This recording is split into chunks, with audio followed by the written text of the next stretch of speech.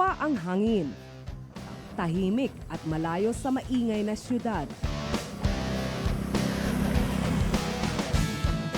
Sa bayan ng Calabanga matatagpuan ang isa sa pinakabagong dinadayo sa Camarines Sur. Ang LRV Agri-Science Farm. Pagmamay-ari ito ni Luis Villafuerte, ang kongresista ng ikalawang distrito. Ikatlong termino na ngayon sa Kamara ni Congressman Villafuerte. Mayaman sa sariwang prutas at gulay, may kanlungan ng mga hayop at mga pasilidad para sa mga turista.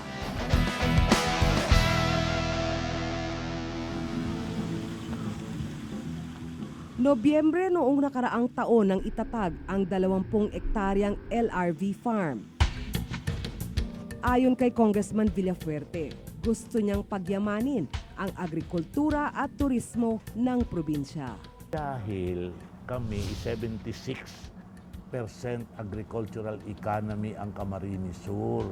We are not an industrial province.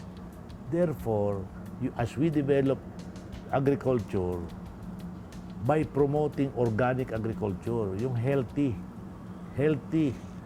way of planting, growing, harvesting, processing, all the way to the eating in the table, yan ang aking advocacy. Incorporator din si Congressman ng Bicol Hydropower Corporation. Isa itong pribadong kumpanya na nagsusupply ng kuryente sa Bicol. Batay sa idineklarang SALN o Statement of Assets, Liabilities and Net Worth ni Congressman Villafuerte noong 2008, sa loob ng 4 na taon, halos 4 na beses lumaki ang kanyang stock investments. Mula sa 1.6 million pesos noong 2005, umabot ito ng 8 milyong piso noong 2008. Batay pa sa SALN, tinatayang 37 milyon pesos ang halaga ng mga pag-aari niyang bahay at lupa sa probinsya at Metro Manila.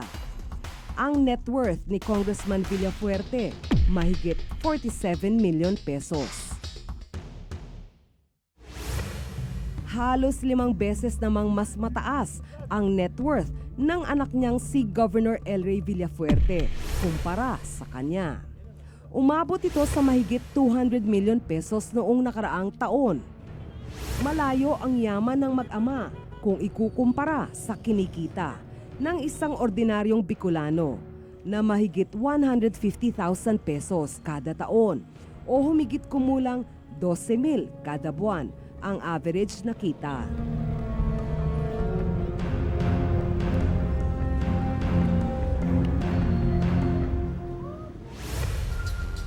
Mahigpit ang seguridad sa bahay ni Governor El Rey. Tanging mga pader na bakod ang bukas para sa mata ng publiko. Isa lang ito sa kanyang mga bahay at lupa na nagkakahalaga ng mahigit 92 milyon pesos kung susumahin. Sa SALN ni Governor, hindi bababa sa 10 ang kanyang sasakyan na nagkakahalaga ng mahigit 6 na milyong piso.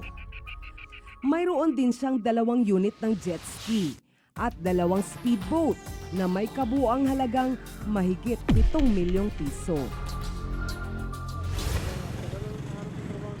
Sa kabila ng alitan ng mag-ama, hindi sila natinag sa Kapitolyo at Kongreso. Hindi maikakaila na may pag-unlad sa probinsya sa ilalim ng kanilang pamumuno na sinisimbolo ng CWC. Subalit sa 2010 report ng COA o Commission on Audit, kinuwestiyon ang ilang irregularidad sa koleksyon o kita ng CWC. Ayon sa COA, halos 5 milyong pisong kita mula sa CWC ang hindi na idideposito sa kaban ng probinsya. Noon pang 2009, pinuna ng COA ang hindi pagbibigay ng cash collections ng CWC sa treasurer sa tamang oras. Ayon kay Governor El Rey Villafuerte, naayos na nila ito. Nangyari po yan kasi Pasko. Nakita niyo naman sa resort natin ngayon na may nagbabayad kayong cash. Ganyan. Pasko po, walang bangko. Pero malino po, hindi naman sinabi dyan na may nawala. Ang sabi po dun sa report ay hindi na turnover na sa tamang panahon. Pero na-deposit na po yan after a few days. Kinwestiyon din ng COA ang legalidad ng ilang mga transaksyon at proyekto ng Kapitolyo. Isa na rito ang ginastos para sa mga consultants daw noong 2009 World Wake Park Championship na nagkakahalaga ng 11.5 million pesos. Hindi raw ito dumaan sa bidding at hindi rin malinaw kung ano ang serbisyong dapat maihatid ng kinontratang kumpanya. Legal po yan, tiers na namin ginawa yan. So, ang tanong sabi ko nga kung illegal yan, di dapat kasuhan nila kami. Dagdag pa sa kinwestiyon ang disenyo ng Hunungan Cove Resort sa Caramoan Islands na umabot sa mahigit 1 milyong piso. Hindi raw sumunod sa patakaran ng gobyerno ang kontrata para rito. Pero si Governor, walang nakikitang problema rito. Karapatan po ng gobernador ang design yan. At pangalawa, wala namang anomalya sa design. Ang tamang paggamit ng pondo ay susi para sa maayos na serbisyo para sa mamamayan. Kung maayos at mahusay yung pamamalakad nyo sa paggastos ng pondo, syempre yung mangyayari, yung outcomes from that spending will be a lot stronger. Hindi siya masasayang. Di syempre, magta-translate yan into stronger education, stronger health, stronger transport systems, possibly stronger investments. Ang isang pamahalaang tapat at walang bahid ng katiwalian, hindi ipagsasawalang bahala ang mga isyu tungkol sa pondo ng bayan. Dahil sa huli, ang bintang ay mananatili hanggang hindi napapatunayang malayo ito sa katotohanan.